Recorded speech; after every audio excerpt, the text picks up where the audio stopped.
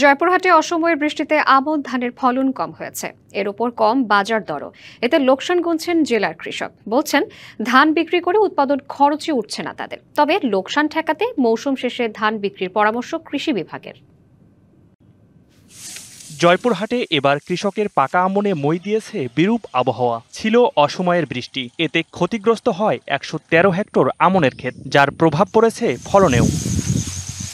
এরই মধ্যে ১৫ ভাগ জমির ধান কাটা শেষ। বিঘা প্রতি ফলন হয়েছে ১৬ থেকে ১৮ মন, যা গেল বছরের তুলনায় ৪ থেকে ৬ মন কম।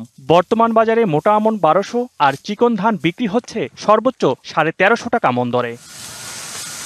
কৃষকরা বলছেন সব মিলিয়ে বিঘা প্রতি আমন উৎপাদনে খরচ হয়েছে ২৫,০০০, আর ধান সর্বোচ্চ বিক্রি হচ্ছে ২০,০০০ টাকায়। এই দামে বিক্রি করে লাভ তো দূরের কথা, উৎপাদন খরচই উঠছে না তাদের।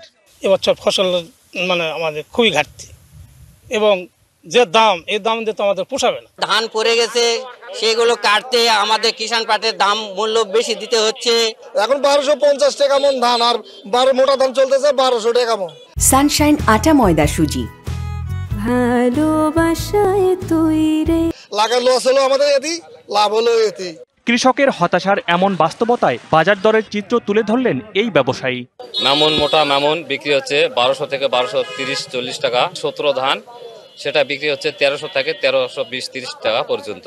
তবে মৌসুম শেষে ধান বিক্রি করে লাভবান হবেন কৃষক, বলছে কৃষি সম্প্রসারণ অধিদপ্তর। বড় মৌসুমে সাপ্লাই বেশি থাকার কারণে, হাটে ধানের সরবরাহ বেশি থাকার কারণে হয়তো দামটা কিছুটা কম পাচ্ছে। তবে একটু যদি তারা এখনই ধানটা বিক্রি না করে যদি একটু ধরে রাখতে পারে, মৌসুমটা একটু শেষের দিকে গেলেই দামটা আবার বৃদ্ধি পাবে।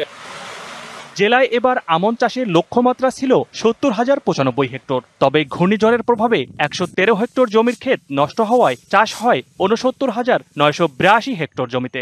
এবার ৩,৪০,০০০ মেট্রিক টন ধান উৎপাদনের আশা কৃষি বিভাগের।